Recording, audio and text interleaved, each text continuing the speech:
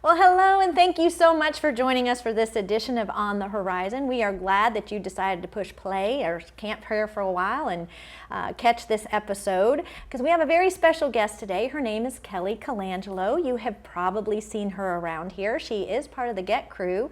That's that team that welcomes you every Sunday morning. She is also, I will just throw this out here, the wife of Scott Colangelo, which she may or may not claim on certain days. Also the mom of Colby and Piper, and we're excited that she's here. Not only is she involved in a lot of the ministries here, which are Sunrise Bible Study, that's teaching our children. Most Horizon events, I believe you're a part of.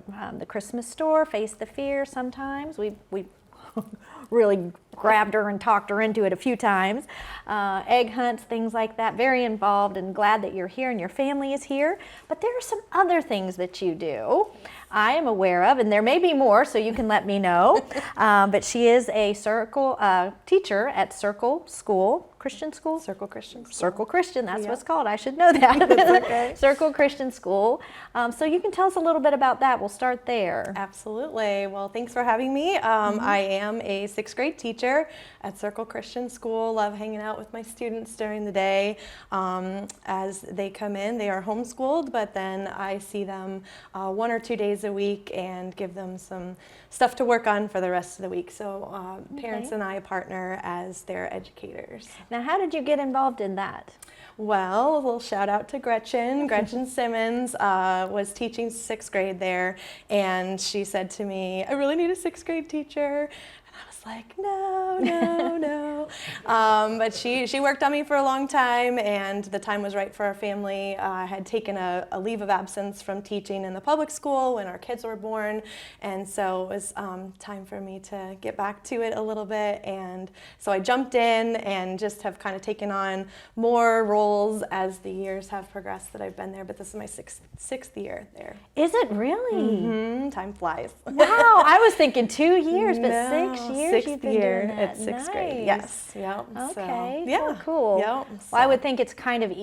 I don't want to assume that it's easy to touch and change the world at a Christian school with the love of Jesus, but it is a really neat thing Yeah. that I didn't have at the public school, the opportunity to weave Jesus into everything that we're teaching. You know, we teach our 6th grade science curriculum is the human body, so it's really cool to be able to, study the heart and then say, isn't it cool the way that God designed this? Right. Rather than, isn't it cool the way that it's designed?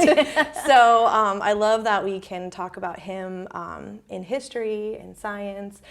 We start every day with a devotion and prayer requests, praying for each other, building that community.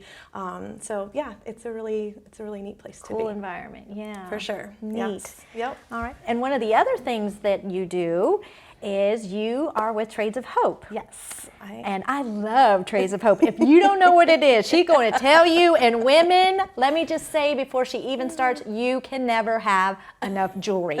And men, women can never have enough jewelry. If you ever are thinking, I don't know what to get her for birthday, Valentine's, jewelry is always good. So Yes, tell that us is- about Trades of Hope. That is so true. So yes, I am a partner with Trades of Hope. I think I started that around the same time I started at Circle, or right Okay. before.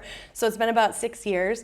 I went to a party and learned about Trades of Hope for the first time, that they are a missional business that is creating jobs for women around the world. We right now have partners in 17 different countries. Wow. And hearing about that for the first time, I was like, that's amazing, because my heart is for missions. In high school, I went on 2 trips to Guatemala and kind of left a piece of my heart there. But of course, I was at a position where I had young kids and couldn't just drop everything and take a missions trip. So I thought getting involved with this was a way that I could be involved in the mission field, but from my own couch in my own backyard. And so I jumped into that. It was something way out of my comfort zone. But I just love that we are creating these jobs for our women artisans and a couple of men in those 17 different countries. So we're empowering them out of human trafficking and situational poverty.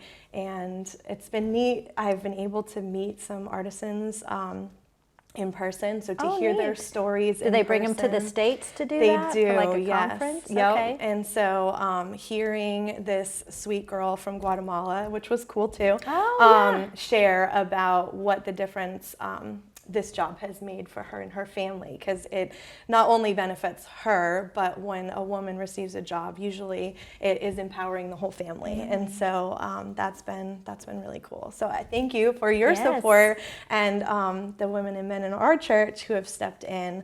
You guys have been a huge support to that. So Yes, we both have our Haiti Matching bracelets on. bracelets. So I'm going to tell you a little bit about the bracelet, and you can correct me. But in Haiti, they make these bracelets, and they're clay beads as well as cereal boxes that they wrap into little beads. So when you wear it, I love it if you get a comment on it, because then you get to share the story about how, because in Haiti is kind of where it started, right? That was, yes, they're one of our major partners, but yes. Because a woman was going there to adopt a child? Yep, and realized that the child actually had living family that just couldn't take care of them. And so in Haiti, the big push is that when the women receive jobs, then they can keep their families intact.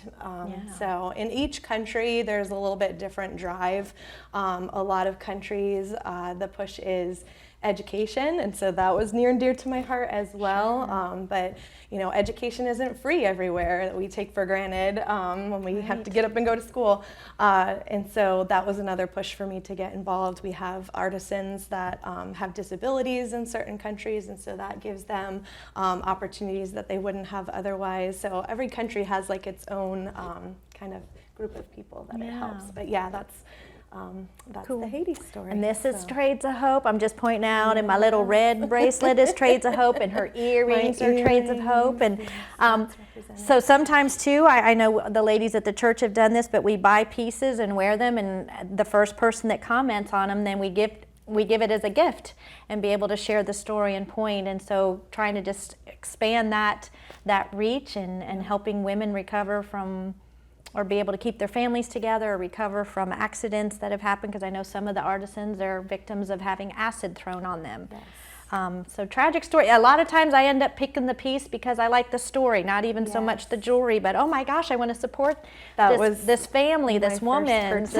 I was like, oh, I have to get that. Yeah, you want to hear the story. So, well, thank you, Kelly, for being here and sharing ways. Are there other ways? I didn't want to. No, that's not enough, darn. No, it isn't. That keeps me busy. Yes, I'm sure it does. So if you are interested in booking a party or an event with Kelly and learning more about Trades of Hope, or expanding her reach into your groups of people that you hang out with, she does a home party, or I know you set up at like craft shows and fairs as well. You'll have a booth, and just helping support women around the world, and some men. Cool. You're doing a great job. We're so glad that you're part of us and our reach, because through you, we are also reaching these people. So thank you for what you do and bringing this to our mind and being a great teacher. She is awesome with children. And so I'm glad you're using your giftedness there. You need to be doing that. So thank you so much for being here. Thanks for having me. Yeah, we'll see you next time on the Horizon.